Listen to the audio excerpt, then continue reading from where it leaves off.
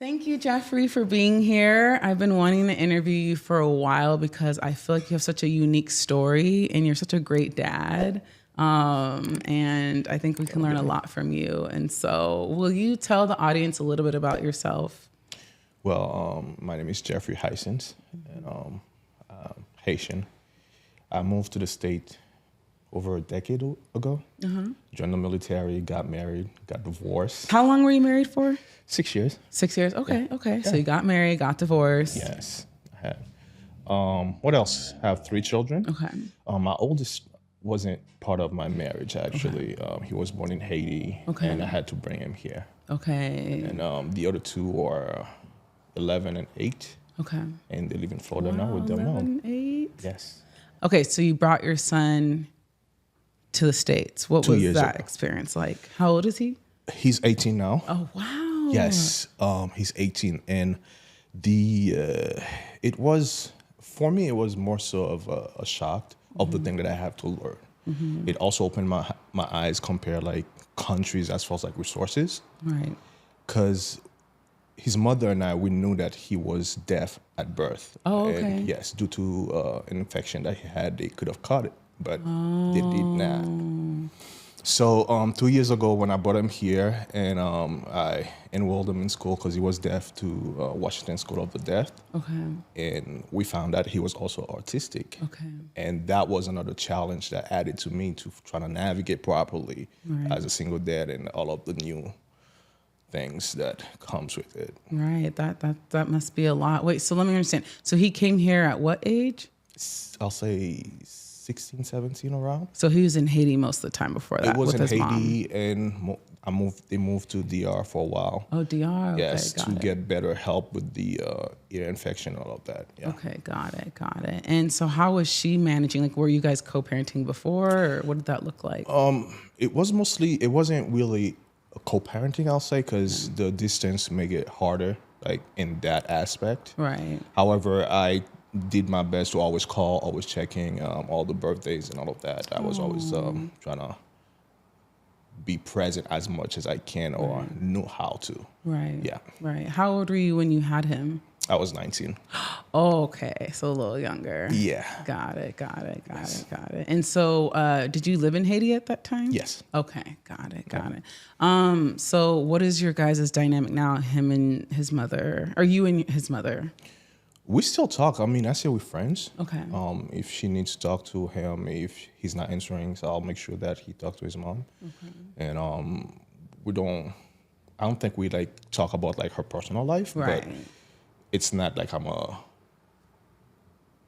person like she doesn't know. Right. But she'll reach out if she want to talk to me and all of that. Yeah. Okay. Cool. And how is your son doing?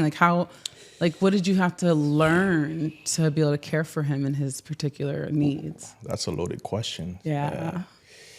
As I said, like the artistic thing it's like a curveball coming at me. Okay. It's like for the audience members and even myself, I'm not super like aware of what that could look like. And I know each kid's different. So what does that look like for you guys? For him is that there are many things that he doesn't have the awareness of. Okay. You know, and many things have to be like 2 or 3 steps for him to do, and then everything has to be a routine. Okay. You know, Routine. so he knows from 1 to 3. That's how he's doing. Got it. Anything further than that kind of confuses him, or he just like get frustrated. Okay. So I was fortunate enough, due to my background in the military, that he was covered medically, and we took him to see a specialist.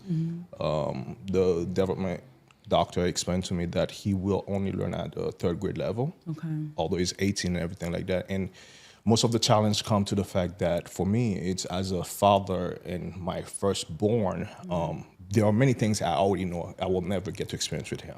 Like teach him how to drive, like see him getting married and all of that. So it at times can be, I'm not gonna lie, it can be very depressing. And I even ask myself why at times. Yeah. But other times, like I'll see him laughing and everything, although I don't understand why, but I just go with it. He's happy. All right. That's all that matters. Yes. That's beautiful. That's beautiful. And so does he have a relationship with your other children or their mom? How does that work? For the most part, yes, because the separation and the divorce came while he came while we were going through that transition. So the kids had to move out, but he knows them well and everything like that. They have a good relationship. Yeah. Oh, good. How was that for them learn? I remember you said you were helping them learn sign language before he moved here. That was amazing. Yes, they were very excited. That's one thing they were excited. Like my other son, he will be very like when he needs to interact with him, he'll do all kind of gestures just to get him to participate or anything that they're doing.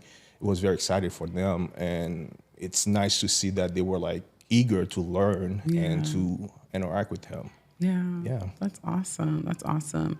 So where are they at? Like, what was that relationship with your ex-wife then? And every other week we had that great agreement. It was very nice. It gave me the time to be by myself and also for her as well. Yes. Yeah. Yes. So. And so that's when they don't live here anymore now. No, they don't. Okay. Yeah, okay. they moved back to How's Florida. that been? That has been challenging at times because it feels like there's like a gap. Although I can just fly and see them, but it's like the 6,000 miles away. It's just like, dang. What we decided to do is that to have them their own iPad so they get the chance anytime they want to text, FaceTime. Yeah. That's awesome. Yes. That's awesome. And then do you have them at some point? Yes, during the summer, like I have them, they'll come and we spend the summer together. And that's like the time for me to really be the active dad. Yeah. Find out like all the activities and all of the things that I enjoy. Movie night almost every weekend, so like going to the movies and everything. Yeah. That is so cool. What are they into these days? Roblox, Minecraft. Roblox, Minecraft, yep. Yeah, my son, he's into Legos, so I have to always buying the bigger pieces for him now and trying to get him his own table. Yeah. That's awesome. And so what's that been like? I can't imagine my son moving to another state and you guys had an on and off schedule, and then to not have them as frequently, like what has that transition been like for you personally?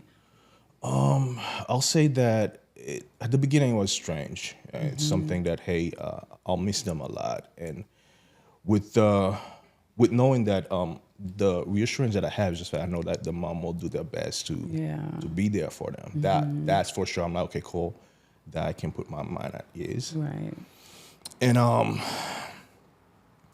some days I miss them a lot because I know when I had them, there are so many great memories that I had to create and see them, like how they evolve as like little persons. Yeah. Yeah. So yeah, it has its days. Right. If I may say, yeah.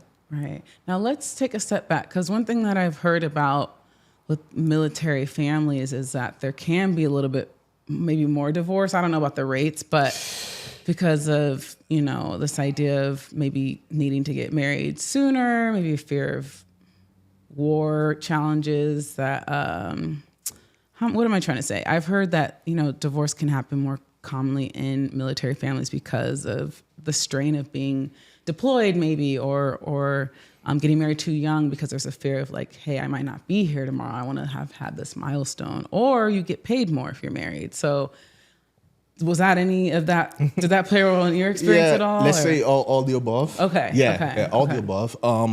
For me, it was, I'm going to be honest, being transparent now. When I was married, I wasn't ready. Wasn't ready per se. I didn't know what I was doing. Okay. And it stemmed to like a background culture difference because Is she Haitian? she is, but she was born and raised here. The difference is like I'm Haitian and was born and raised in Haiti. Got it. Part of most of it. So, I say all that to say that I took marriages away because that's what culture was. I knew of like, hey, the husband provide, the mom stay home, and all of that, but. The shifted is the toll that the military plays on it. As you mentioned, I'll be away for training a couple months at a time, rotation, 6 months away and coming back. And when I'm back, the only way I know how to decompress is my video games and all of that, so which in turn caused me to miss out on a lot of things family-wise. And granted, I didn't really know better. Like you didn't think you were doing anything Yeah, wrong. no, Okay. I thought it was like, well, you have the house, Right. everything is provided. Check, check, check, so yeah. I just need to relax. Right. But at the time, I wasn't her. Like that wasn't what was working for her. You know, What was she wanting? that's not what she wanted. She wanted that quality time. She wanted that family time and all of that. Right. But honestly, and I'll take full accountability again. It's just like I didn't understand. I didn't know any better. Like, Right. and I felt like I was emotionally not ready to be part of that marriage. Right. Marriage is a beautiful thing. It can be very challenging if you're not willing to work Right. on it. So, yeah, So you weren't willing. not per se. I'll say for me, it was more so the lack of knowledge. Okay. Yeah. Got it. If you were to go back in time and have the knowledge you have now, what would you have done differently, if anything at all? Maybe you guys weren't really meant to be, but. Well, I don't know. Like maybe I would probably be more present, more responsive of what she's like displaying to me, like that quality time. Now that I understand what it is, because I Right. had to go to therapy for it to understand these Good things. for you. Yeah, so maybe that I will do difference, like spending the time with the kids, because at the time I thought it was just like, well, I need to decompress. They need to do Right. this. I don't really want to do it. Right. And it's not like I didn't love them or anything like Right. that, but that's all I knew at the time. Right. But that probably will change a lot of things. Yeah. Yeah. I love you taking that accountability and that you were even willing to go to therapy. I mean, so much of us need and benefit from therapy, but it's not often that we hear from Black men that they've been to therapy. Although I hear it way more often now, which is awesome. Yeah, it is. Yes. What made you go to therapy? Like, what kind of kicked that off? To be honest, she did. My ex Okay. did it, and I honestly didn't want to. Like I was like, man, again a culture thing where I'm like, man, I'm just not gonna sit in front of somebody. You're gonna tell me what's wrong with me. That now I just want to play video games, sit down, and that's what I know. Are you good at video games? Were you good? Yeah, the games that I play, yes. Okay. What games? Destiny. Okay. Oh my gosh. Okay. Jumping back in. So she kind of pushed that. Like, do you feel any gratitude towards her on that, or Honestly, yes. Okay. Yeah, I think that for me, my belief is that anything that happened, that you have to be willing to learn the good part of it. You know, Right. yeah, it didn't work out. We're divorced now, but there are a lot of good that came, like the two beautiful children. Yeah. Now that therapy becoming like such a intricate part of my life, where I understand it now, and I'm still going. And Good for you. Okay, that's awesome. yes, and one of my project now is that I'm writing a book about my journey in therapy as a Black man. Ooh, speak on it. Tell me more. Well, I guess my point of view is that the culture difference, the shift of marriage is not one rules for everyone, you know. Right. I cannot just say whatever works for me will work for you or someone else, you know. But especially for Black men, we tend to carry the burden of like we need to be great at anything and also be accountable for everyone else. And oftentimes we don't even have someone to talk to.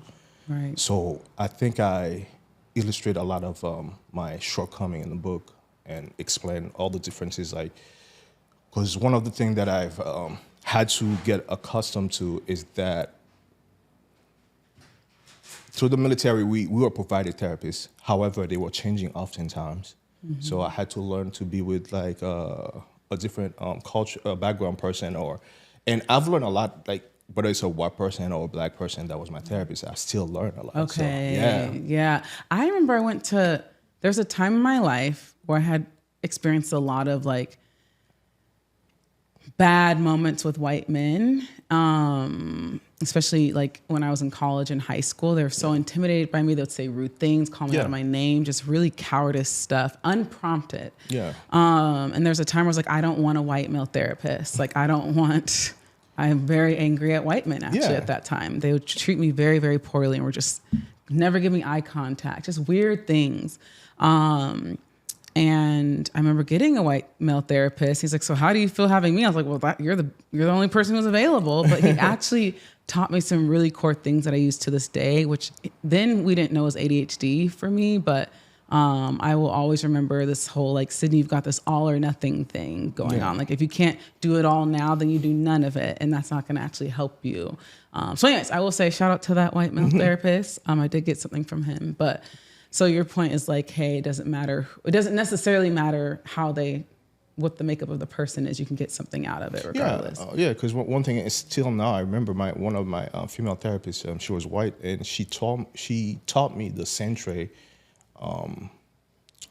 which is she wanted me to create like different person that I am, and because I was struggling understanding who I am without being a soldier, who I am being a father. Like these are all different person that you have to be. Yes. So I had to navigate through that, and she always challenged me to ask questions. And the other thing she allowed me to understand is that, hey, your feelings, you're gonna feel them regardless, right? And learn how to figure out which one that's like the core of everything else you're feeling.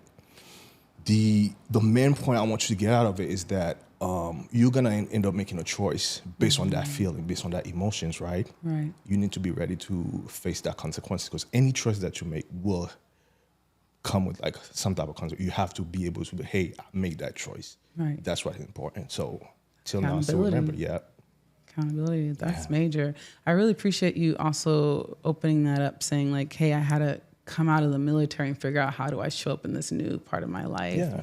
Are there any tips you have for folks like that? To all my veterans out there, I think the veterans have been doing a lot way better helping soldiers like transition from the military style life to be a civilian. One of the things that I did, I went to counseling per se for veteran, which allow us to sit as a veteran in a whole, just explaining how we're gonna navigate being a civilian for the next couple of months. Right. It was good because like it helped you understand that you're not alone. Right. There are other soldiers, other veterans that went through the same process, Right. and that services is free for us. And so I took advantage of it. It was really good to know like every Wednesday I'll go sit down on a conference call with other veteran, and then we start talking. This is what I did today. Like, how can we? And then until we really feel like, hey, I'm ready to be on my own. Okay. And it helped you because being a military, everything's already set and prepared for you. You don't have to do much. You just have to be right there at the right place, right time. Got it. And being a civilian, you have to, hey, I need to be there. I need to set that time. Initiate yourself. Yeah. So it becoming like, oh my gosh, you kind of like, there's no purpose. The military, like you have the purpose. Hey, be there at 06, we're doing this. Even we're not doing anything. They ask you to be there, you just be there. You don't ask questions. Yeah. Hey, you want me to be there? I'll just sit there. Like, yeah. So without it, you kind of like, so what do I do now? Right. Right. Yeah. And what you're actually touching on something. So I actually was like starting to explore dating someone, and he was in the military, and he brought that up. He's like he wouldn't take initiation, and I do not want to date a man who won't take initiation. However, I've always been the woman running the show. I would love some help running the show now, right? And so, but he said that he thinks his inability to take initiation was because of his experience in the military. He's so used to being told what to do, where to be, at what time, how to show up.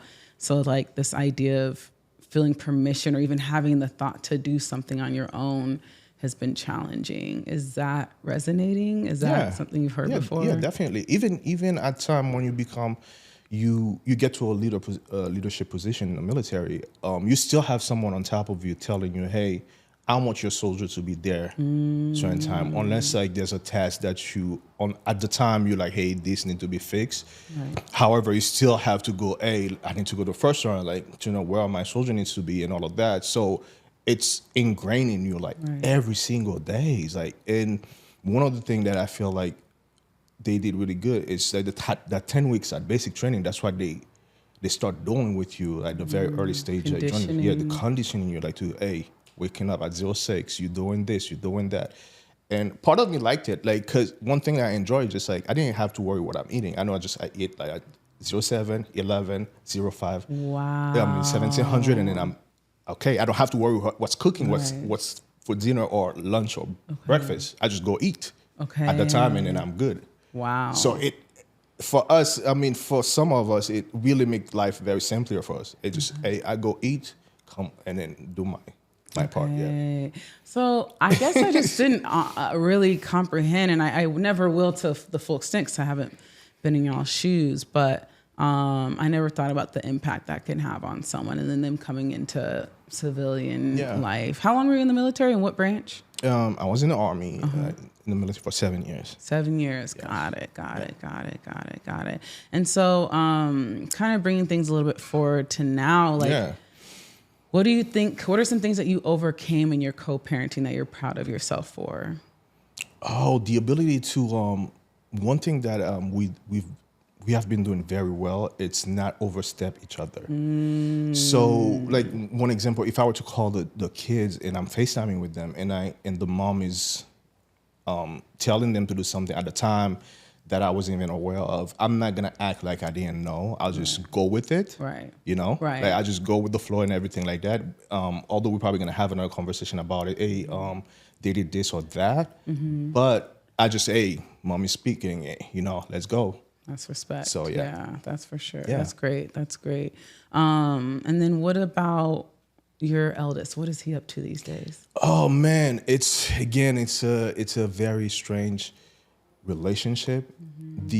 One of the things that I'm grateful for is the resources the school is allowed to provide for him. Awesome. Yeah. Is it like a long-term It's offering? for him because of his specific situation. He'll stay in school till he's 21. Okay. And the process is, there's so many different processes and step to, like, one of the things that's important that I'm currently working on is getting a lawyer and getting involved, because the school explained to me, because he doesn't have that knowledge of, hey, money, responsibility and all of that. I have to take his right away. I have to be his legal guardian forever. Got it. Yeah. So the school explained that oftentimes what happens is that people will take advantage of those children because they have a social, they're 18. They can put like an application in front of them and have them sign. Oh, but with you as the guardian, that's not okay. It's not going to be legal. It can be illegal. So that's one of the things. And I love that he knows school. He knows like time for school. I'll sign it, getting ready for shower. He knows all of that. That's one of the things that he looks forward to. He does his video games. Yeah. He plays like a lot Pops. of FIFA. Yeah. And we play at times sometimes. Yeah. What do you guys play together? FIFA. FIFA? It's a soccer Okay, game. okay, Yeah. okay. It's a Haitian thing. Okay. Oh, got it. That's what's up. Yeah, so yeah, we played it. That for him, that's how I go for walks at time, but it's very very basic things. Okay. Everything that he does, he has to be prompt to him. Like it. he can do his own laundry, but you have to tell him Got to do it. it. He needs If support. not, he just sit there. Like for certain children, that things that make sense, for him it doesn't. And what has that been like for you to learn and understand that? And I imagine it takes a lot of patience and gosh, learning. You're like, yes. wait, you can't do this? Oh my gosh, Cindy! He's Like 18. from a dad point of view compared to a mom, I can't understand that. You know when they say mom have that natural motherly instinct where they can have that patience. Oh my goodness! Anyways. Oh my goodness! It is. Yeah, it is challenging. Yeah, it's very challenging. Yeah. Very. I don't know how you feel when it comes to spirituality and things, but I feel like, you know, he was put into your life for a reason, right? And so you are the right person for him. And that's the philosophy. That's the thought I've been having lately. Sorry, it's just like I'm like, dang, at times it's very challenging. Like you said, you just mentioned, like you should be able to just do that, you know. But I have to always come back. Hey, okay, he's not the other two, so right. Let's change it. What's that with their relationship? Are there times where like, hey, he did a thing? Like, I don't know, have they ever gotten into fights where it's like, why can't he understand? He's older than us. No, it's. Or do they get it? They're just. I think they're more compassionate towards him because they understand, like, okay, like we sat them down and talk, and they understand that, hey, they'll just go with the flow, like other thing that he enjoy, and when my son trying to push him to do something, like, hey, he really doesn't want to do it. Okay. So he's like, okay, cool.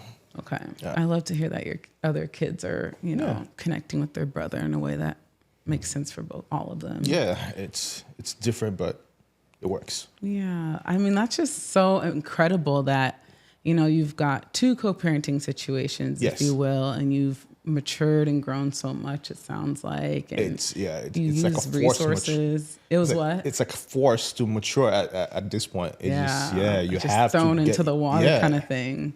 Yeah, but you rose to the occasion. Not everyone can do that. Not everyone will do that. Well, thank you. Some people Appreciate won't it. choose to. Like appreciate you it, yeah. brought your son here, right? Yeah. Like someone could have been like, nah, good luck to you. So Really? I mean, I don't think you should. I think that's horrible, but there's a lot of uninvolved parents in the world. Okay. So and with kids who don't have necessarily additional needs. And so I don't know. I'm just, obviously you're doing what you're supposed to do, but it's still worth giving you your kudos. Yeah, I appreciate it. And I love hearing that you've used therapy, that you use all these resources for your son. Yeah. I think you're actually the king of leveraging resources and finding. Oh, yes. Oh, my gosh. Tell me about that. Oh, my gosh. Well, backstory again, military. I joined. I didn't really know what I was joining for, but the only thing I knew that I joined for is because I wanted that security for my family at the time, right. to be to have the health insurance, because that's one of the things I learned coming from Haiti. Hey, you need health insurance. Yeah. And I had a job. I lost my job and I lost it all. And I was like, man, we need to figure out that part. Right.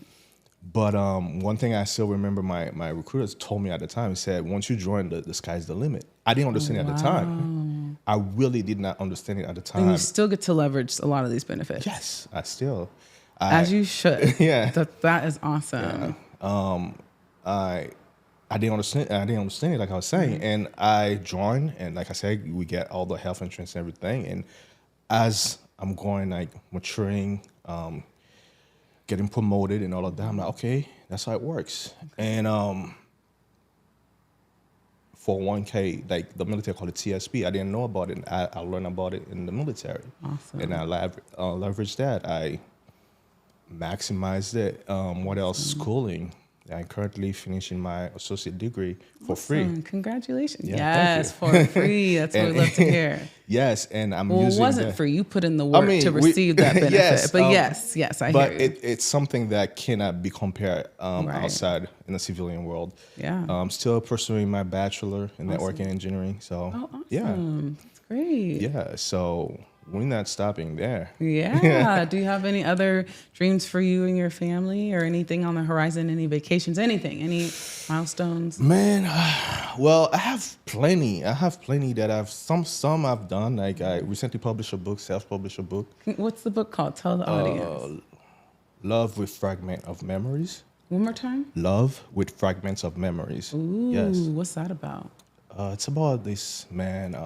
It's a novel. It's a novel. Yes, it's a novel. Yeah, it's a quick story. He got to work, ended up getting shot.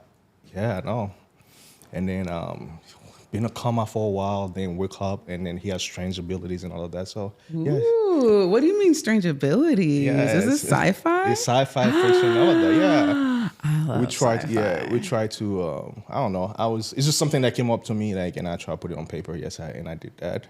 So and my dream of, like, one of the things I want to accomplish, I'll say, is that I want to have all my siblings in one spot, one time, all of them. How many siblings do you have? Ooh, okay. Oh, wait, hold on. Yes. Let me think. Okay, let me see from my mom's side. Oh my gosh. More than Okay, 10. 3 sisters Okay. from my mom's side, and 3 brothers. Okay. From my dad's side, 3 sisters as well, Okay. and 4 brothers. Okay. Yeah, and I would like to have them in one spot. One time. Or are they kind of spread out now? We spread out now: New Jersey, Florida, all over the got it. place, But Canada. In the States? Yeah, Canada. Yeah, Okay. Canada. That's. But other than that, I would like to have them, like, hey, just come. Yeah. You don't have to pay for anything. I got you. I love that. Yeah. Like to live or to vacation? Just vacation. Okay, Yeah. got it. Vacation, Awesome. yeah. That's beautiful. Yeah. I love that dream. Yeah. That's really great. Okay, what's some like parting wisdom you want to, offer to co-parents? Oh man, first thing I would like to say is that not one rule don't apply to everyone. So you guys need to figure out what works for you guys. You know, any parents out there, like whether try to communicate what works. Right. Yeah, and challenges will always happen. Yep, You know, challenge- they're yep. always gonna happen, like things that you don't agree with. But if you both think about the children, like I'm sure there's gonna be good coming out of it. Yeah, Yeah. that's awesome. Thank you. You're welcome. Thanks for being here. Hey, thank you. Awesome.